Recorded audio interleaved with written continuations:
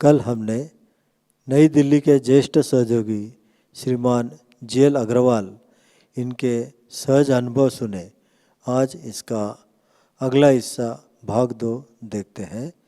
श्री माता जी ने सहयोग के अकाउंट से बारे में जो मार्गदर्शन किया था उस पर अग्रवाल जी अपने अनुभव बताएंगे और उसके पश्चात हम सहज भजन का आनंद लेंगे।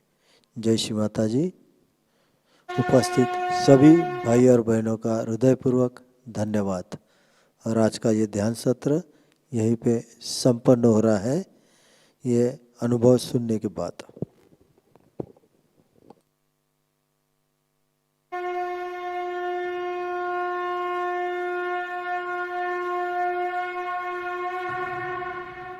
कोटि कोटि प्रणाम श्री माता जी।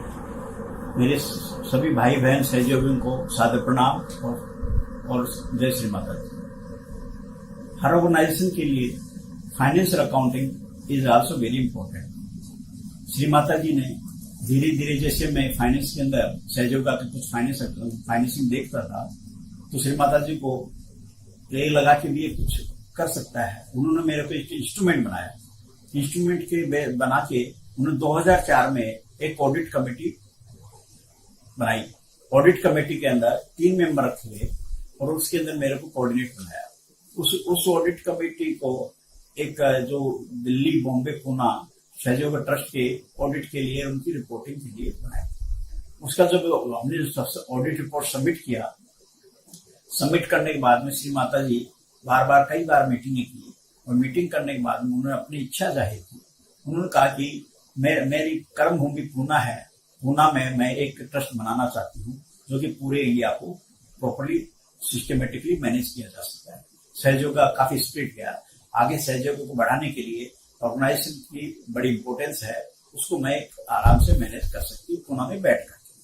तो श्री माता जी ने कहा क्यों नहीं LIT बॉम्बे और दिल्ली और पूना बना हुआ है, उसी तरह से एक LIT पूना में अलग से बनाया जाए जो कि पूरा मैनेज किया जाए। तो LIT के लिए हमने मालूम किया कि पूना में कुछ प्रॉब्लम आती है सहयोग वहां के ट्रस्ट और सोसाइटी कॉर्पोरेशन के अंदर। कॉर्पोरेशन होने के बाद उसको मैनेज करने के अंदर कुछ प्रॉब्लम्स आती है, कुछ हिंड्रेंस आती है, कुछ फाइनेंशियल एक्सपेंसेस बर्डन ज्यादा पड़ती है। तो हमने श्री माता से ये रिक्वेस्ट किया क्यों नहीं एक ट्रस्ट दिल्ली बना दिया जाए। दिल्ली इनकॉर्पोरेट करने के बाद में हेड ऑफिस और आप पूरा मैनेज पूना से कर लीजिए।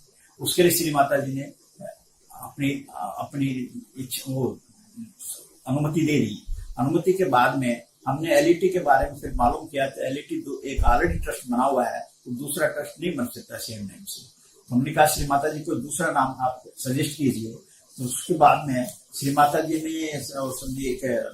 HS श्री माता जी ने निर्मला देवी सहयोग ट्रस्ट के नाम से एक ट्रस्ट बनाया। उसके सारे पेपर बनाने के बाद में अप्रैल के सेकेंड वीक के अंदर वो हमने यहाँ से रजिस्ट्रार को लेके गए।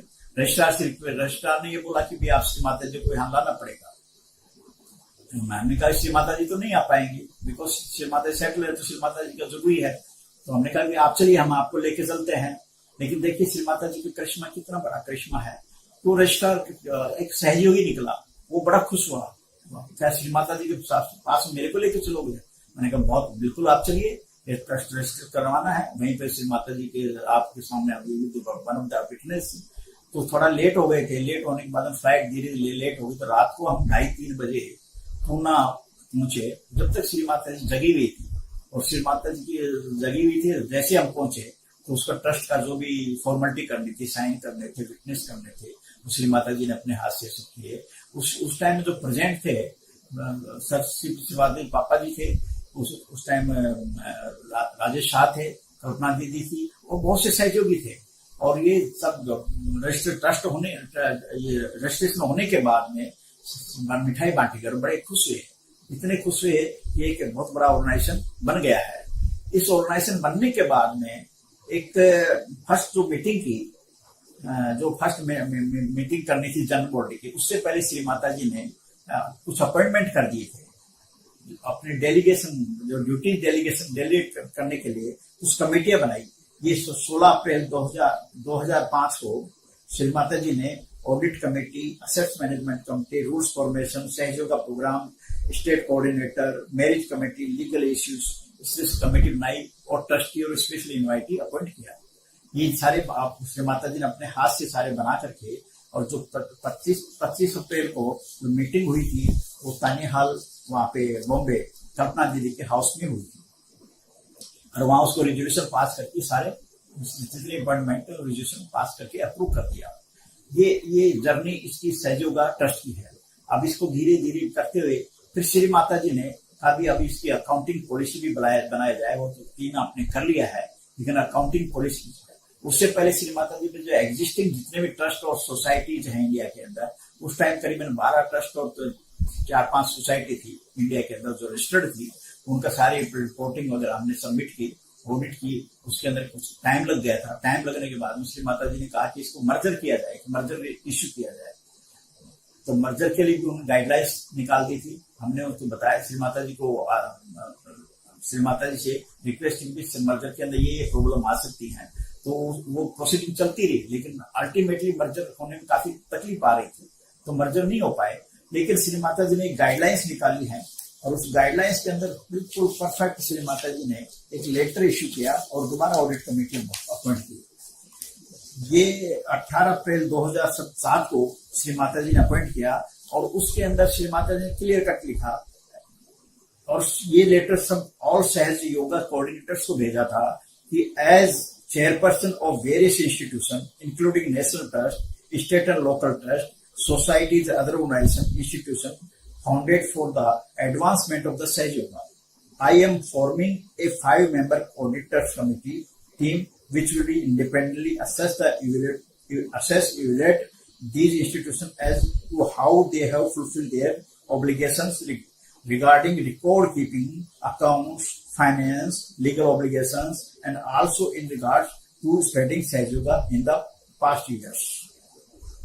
और इस तरह से श्री माता जी करके श्री माता जी ने 5 की कमेटी बनाई। उसके अंदर मैं जीएल अग्रवाल, प्रयागराज, गौरव मित्तल, देवन पांडे, प्रमोद दुबे, फिर श्री माता जी लिखते हैं कि mister G L Agarwal will be head the team of the coordinator, state visit among the team members. He may take such other persons as he may need to assist him and shall be responsible to submit the report to me. Shri Mata ji ने ये एक बहुत बड़ी responsibility दी, और इसके basis पे हमने हर जगह की ऑडिट भी की। ऑडिट करने के बाद में सारी रिपोर्टिंग की, और वो एक मर्जर वाला केस था, तो मर्जर आके हम नहीं कर पाए। और उसके बाद में श्री माता जी ने ये सारा करने के बाद में एक financial accounting guidelines for hosting the सहयोग का सेमिनार, उसके लिए भी श्री माता जी ने निकाली थी। और एक फिर उसके बाद में financial accounting guidelines of various सहयोग एंटिटीज, ये कंप्लीट श्री माता जी ने, श्री माता जी का टेंशन अकाउंट्स और फाइनेंस लीगल एस्पेक्ट में बहुत था। वो बार बार यही गाइड करती थी, और ये कहती थी कि honesty, accountability, transparency is more important, land of law is also more important then other things. और पर्टिकुलर होने के बाद श्री माता जी ने बहुत कुछ इसके अंदर अपना समय भी दिया। उस समय के साथ में हमें ब्लेसिंग देते रहे, ये हम आगे करते रहे। ये मेरे पास सब कुछ है, तो मैं आप सभी कोऑर्डिनेटर और हमारे जितने भी जो ऑफिस बीयरर्स हैं नेशनल ट्रस्ट के या दूसरे ट्रस्ट के, उनसे रिक्वेस्ट करूंगा ये गाइडलाइंस की कॉपी आप लीजिए, जो श्री माता जी द्वारा ही ब्लेस की गई है। इसी के बेसिस पे थोड़ा सा आगे चलें तो बता, लेकिन सब्जेक्ट टू जो भी whatever land of law change होते हैं उसको आप अडॉप्ट करते रहे। कुछ लेकुना चल रहे हैं अभी सहयोग के ट्रस्ट में या सोसाइटी में, तो मैं रिक्वेस्ट करूंगा उसको आप उनको सबको बिल्कुल ठीक कर लीजिए, और ठीक करके लैंड लॉ को चलो श्री माता जी का आदेश का पालन कीजिए। ये एक अकाउंटिंग का था जो कि श्री माता जी ने एक बहुत बड़ी अपॉर्चुनिटी थी, वो हम करते रहे। इसी तरह से एक बार एक ही घटना में और आपको उसमें शेयर करूंगा। एक कोई परिवार एक विलेज से आया, श्री माता जी नोएडा ठहरे हुए थे, और विलेज से आया, उसके किसी परिवार के किसी सहयोगी के कैंसर था, और कैंसर उन्होंने काफी कुछ लोग उससे रिक्वेस्ट की, श्री माता जी के पास जा नहीं पाए वो, तो 3-4 दिन कंटिन्यूसली वहां पे रहे। लेकिन आप देखिए मिराकल, फिर पता लगता है कि श्री माता जी तो वहीं से उसको उनका ठीक कर रही थी श्री माता जी, और 5-6 दिन के अंदर ही वो बिल्कुल प्योर हो गया, उसका धीरे धीरे धीरे कैंसर खत्म हो गया।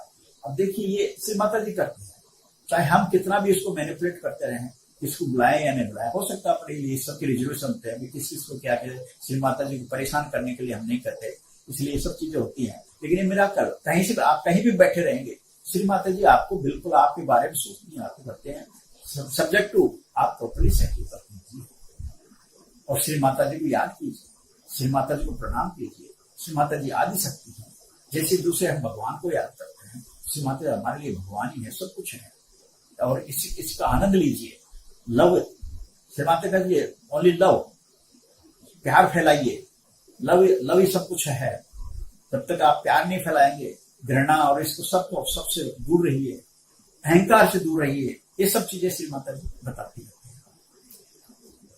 इसके अलावा मैं और एक चीज कहना चाहूंगा कि आज के टाइम में एक ये कलयुग है, इसमें सहयोग आराम से स्प्रेड हो सकता है, हम थोड़ा सा एफर्ट्स करें, कर भी रहे हैं।